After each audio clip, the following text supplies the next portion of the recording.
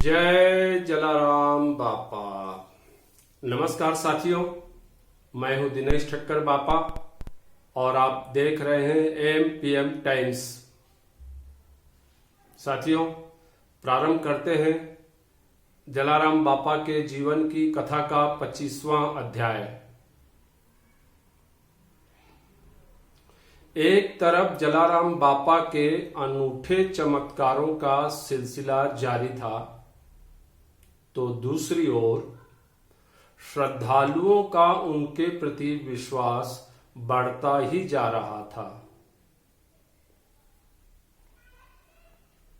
एक बार वीरपुर के समीपस्थ गांव में सामजी सोनी के पुत्र को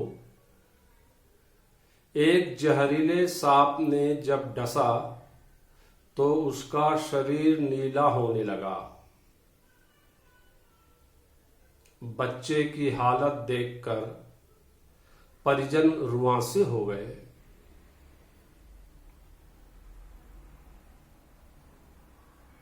इस बीच कुछ पड़ोसी भी वहां पहुंच गए।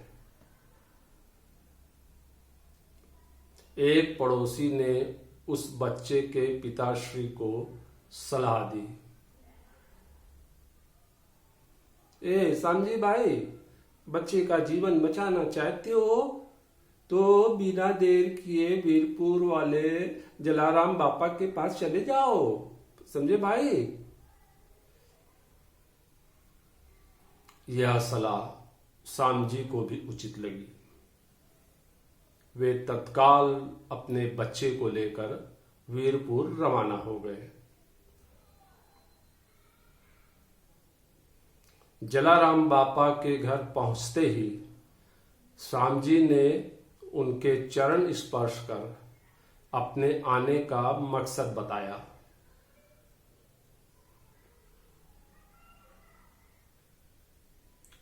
पूरी बात सुनकर जलाराम बापा कुछ नहीं बोले। केवल उन्होंने एक सेवक को इशारा कर चिमटा मंगवाया।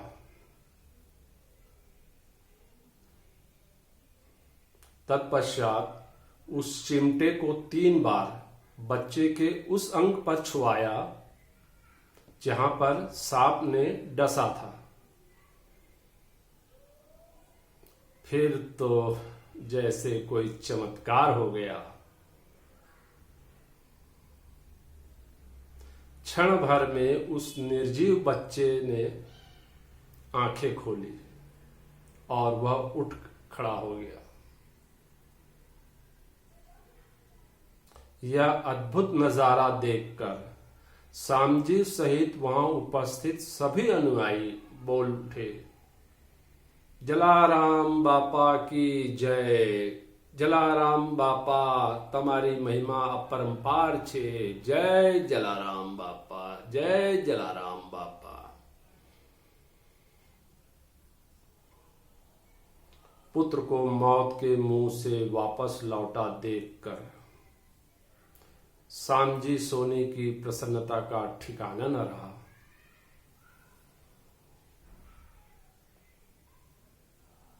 उसकी आंखों से खुशी के आंसू छलक उठे। फिर जलाराम बापा के पैर छूकर उसने कहा,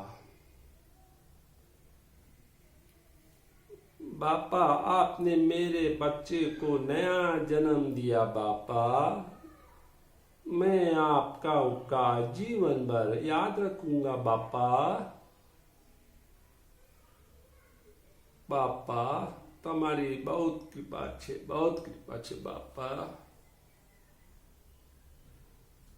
तब जलाराम बापा ने कहा,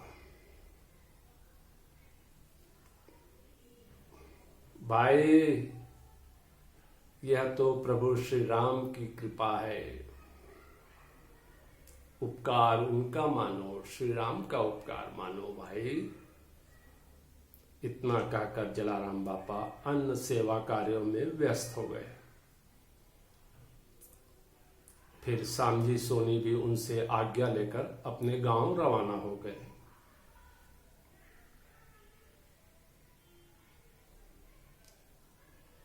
इस तरह आए दिन कुछ न कुछ चमत्कार की घटनाएं भी अब दृष्टिगोचर होने लगी थी।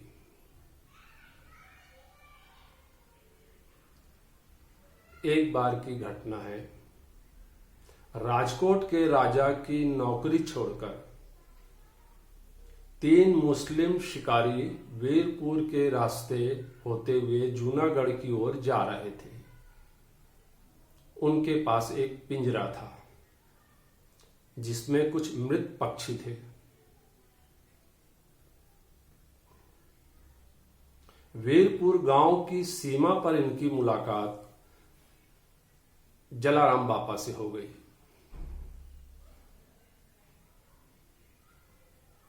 जात पात के भेदभाव से जलाराम बापा तो यूं ही उन सब चीजों से परे थे, इसलिए आग्रह पूर्वक उन्हें भी अपने यहां भोजन कराने ले आए। इधर वे मुस्लिम शिकारी आ तो गए, लेकिन पिंजरे में मरे हुए पक्षी होने के कारण मन ही मन उन्हें संकोच और अपराध बोध हो रहा था। वे सोचने लगे, कहीं खुदा के इस नेक बंदे को हमारे पिंजरे में रखे मृत परिंदों के बारे में मालूम हो गया तो वे दुखी हो जाएंगे। इन तीनों मुस्लिम शिकारियों को भोजन कराने के बाद जलाराम बापा ने उनसे कहा, भाइयों, आपके पिंजरे में कैद इन मूक पक्षियों को भी भूख लगी होगी, इन्हें भी दाना पानी दिया जाना चाहिए ना। वे शिकारी कुछ बोल पाते इससे पहले ही जलाराम बापा उस पिंजरे के पास गए और उसका मुहाना खोल दिया। अंदर मृत पड़े पक्षी आश्चर्यजनक ढंग से जीवित होकर अपने पंख फड़फड़ाते हुए बारी बारी उड़ गए। यह अजूबा देखकर उन शिकारियों की आंखें आश्चर्य से फटी की फटी रह गई।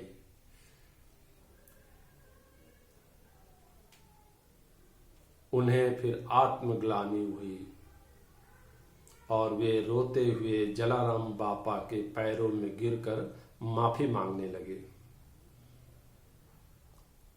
तब जलाराम बापा ने उनकर सिर पर हाथ रखते हुए कहा, भाइयों, जीव दया भी एक बड़ा धर्म है। मूक पक्षियों की सेवा करोगे तो तुम्हारा जीवन धन्य हो जाएगा। भाइयों, उन शिकारियों ने संवेद स्वर में कहा, बापा, हम ऐसा ही करेंगे बापा। फिर वे जलाराम बापा से अनुमति लेकर अपने गंतव्य स्थान की ओर चल पड़े।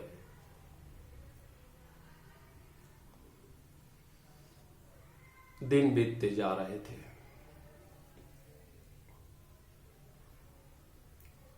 कुछ समय बाद नवागांव में एक बार संक्रामक बीमारी खूब फैल गई।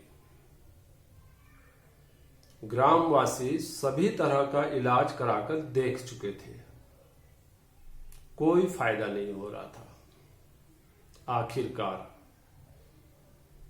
गांव के मुखिया और कुछ ग्रामीण जलाराम बापा के पास जाकर उनसे अपनी तकलीफें बताई।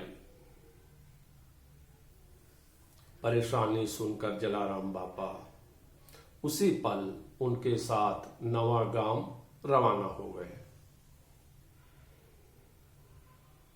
नवागांव पहुंचकर उन्होंने हालात का जायजा लिया। फिर जिस कुएं से ग्रामीण पीने का पानी लाते थे उसमें भभूति डाली और प्रभु श्री राम से संक्रामक रोग मिटाने की प्रार्थना की। तत्पश्चात जलाराम बापा ने ग्रामीणों से कहा, आप लोग भाई अब निश्चिंत रहें, कुछ दिन में बीमारी दूर हो जाएगी। इतना कहकर जलाराम बापा वीरपुर वापस लौट गए। 4 दिन बाद जब पूरे नवा गांव में संक्रामक रोग दूर हो गया तो ग्रामीण अचंभित रह गए। सब ने प्रसन्नता पूर्वक जलाराम बापा के जयकारे लगाए, जय जलाराम बापा, जय जलाराम बापा।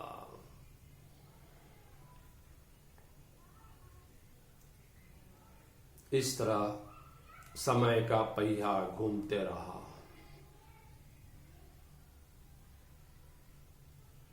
कुछ वक्त बाद जलाराम बापा के प्रमुख भक्त काणा रैयाणी, जो किसान नेता भी हैं, उनके पुत्र की एक दिन अचानक मृत्यु हो गई। सभी परिजन रोने लग गए। पूरा परिवार शोक में डूब गया। किसी को कुछ समझ में नहीं आया वह लड़का अचानक मौत के मुंह में कैसे चला गया। इसी बीच वहां जलाराम बापा पहुंच गए। न जाने उन्हें कैसे इस शोकमय घटना की जानकारी हो गई।